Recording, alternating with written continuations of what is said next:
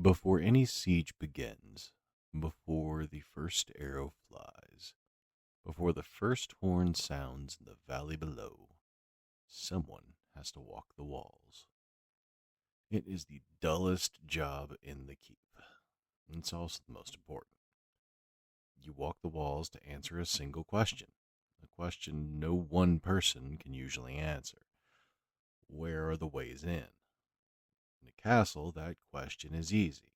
You have walls, you walk them, you can point at what you're defending and draw a circle around it. In information security, the answer is complex and a lot harder to draw a circle around. Welcome back. I'm the architect. Last time we established what InfoSec actually is and why it matters. Today we're going to talk about the attack surface, what it is, why it's larger than your organization can usually admit, and why the number keeps growing whether you're paying attention or not. Let's start with the definition. The attack surface is the total sum of every place, every entry point, every crack in the wall where an attacker could theoretically get in, every door, every window, every drain pipe that's technically wide enough for a very motivated person. The attack surface is not just your servers, it's not just your firewall, it's everything. And when I say everything, I mean everything. Remember the asymmetry from last time. Defenders have to win every day. Attackers only need to win once. Well, this is the reason that asymmetry hurts so much. The attack surface is the menu the attackers get to order from. Every door you add is one more they get to choose. You have to hold all of them. They only have to find the one you forgot about. Think of your organization as a kingdom, not a clean, well-mapped fantasy kingdom with a single front gate and a moat. Think of the kind of kingdom that expanded over several centuries without a consistent urban planner. Wings were added, outbuildings were built, a wizard leased a tower in the northeast corner nobody's quite sure what he's doing in there. There's a basement nobody has a complete map of. The original architect died in the 3rd century and took all the blueprints with them. That is the actual shape of most enterprise environments, and the attack surface is every possible way into that kingdom. And so what does that include? It includes your network. Your routers, your switches, your firewalls, your VPNs, your wireless access points. Every device that connects to the network and every way traffic can enter or leave. This is the obvious part. This is what most people think of when they think about security. This is also usually the smallest part of the problem. It includes your endpoints, every laptop, every workstation, every server, physical or virtual, every phone that has ever been connected to a corporate email, the last laptop someone forgot to decommission when the department downsized 18 months ago. Every one of those is a potential entry point. It includes your applications, every web application your company runs on, every internal tool someone built 25 years ago that is still somehow in production, every third-party application you've integrated with, every API endpoint that accepts a request from the outside world, and yes, that includes the thing the developer said was just for internal use, but quietly left a port open. It includes your cloud infrastructure. If your organization uses cloud services, which it almost certainly does, you have resources living in environments you do not physically control. Misconfigured storage buckets, over-permissioned service accounts.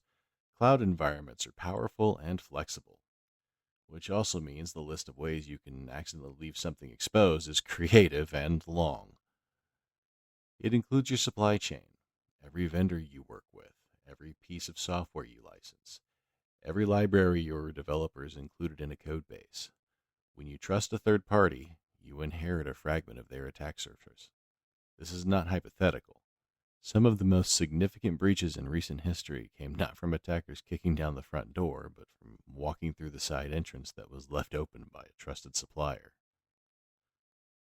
And then there are people. People are part of the attack surface.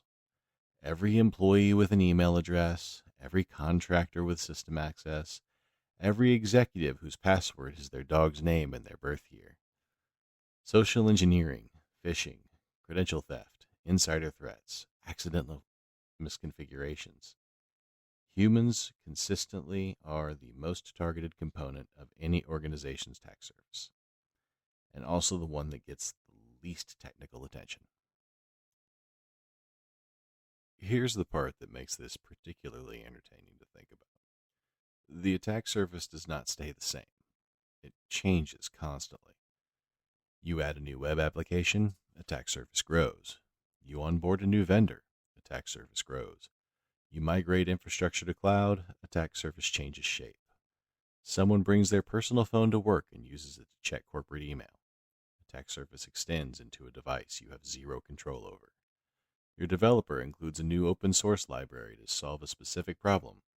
Attack surface now includes the attack surface of that library, and every library that library depends on. Every business decision is, quietly, also a security decision.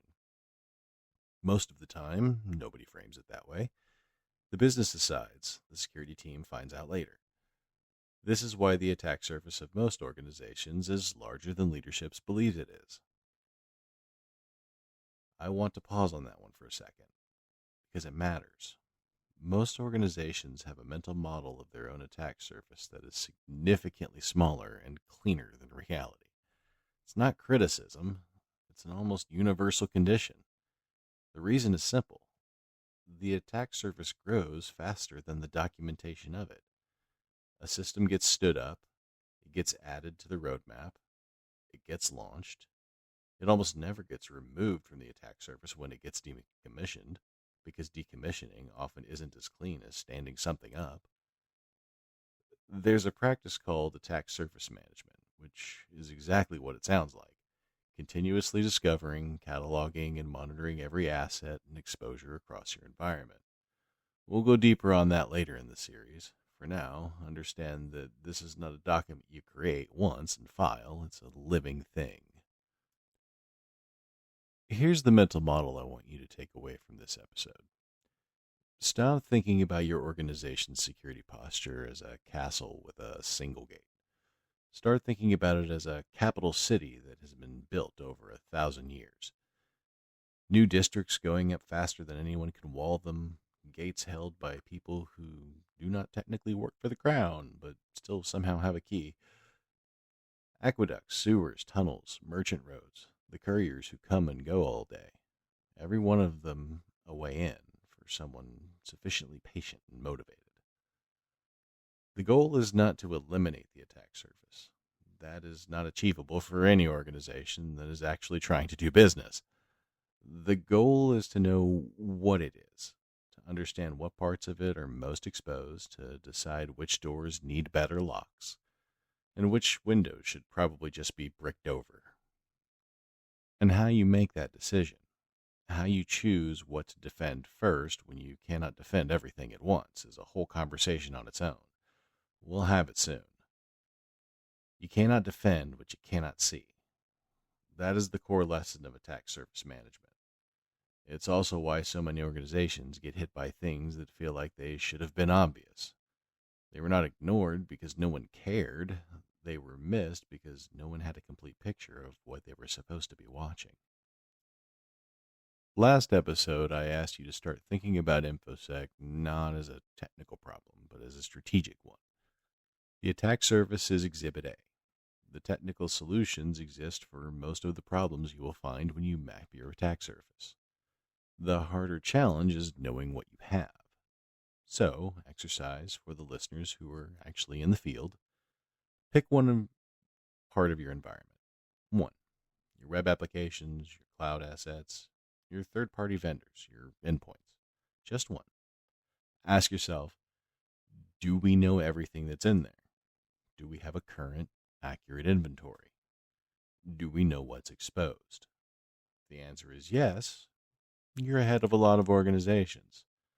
If the answer is anything other than a clean yes, well, you've just found your first quest objective. Next time, the CIA triad, not the agency.